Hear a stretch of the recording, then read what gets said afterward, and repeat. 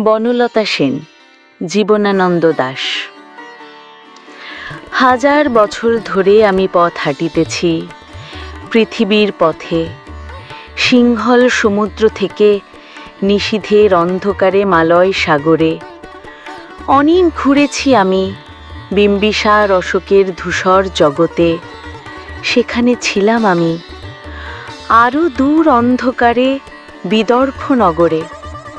আমি ক্লান্ত প্রাণ এক, চারিদিকে জীবনের সমুদ্র সফেন। আমারে দুদণ্ড শান্তি দিয়েছিল নাটোরের বনলতা সেন। চুল তার কবেকার অন্ধকার, বিদিশার নিশা, মুখ তার শ্রাবস্তির কারুকার্য। অতি দূরে সমুদ্রের পর হাল ভেঙে যে নাবিক হারাইছে দিশা, সবুজ ঘাসের দেশ যখন সে চোখে দেখে দারুচিনি দ্বীপের ভিতর, তেমনি দেখেছি তারে অন্ধকারে।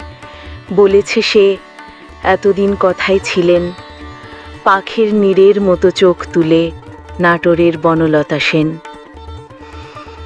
সমস্ত দিনের শেষে শিশিরের শব্দের মতন সন্ধ্যা আসে।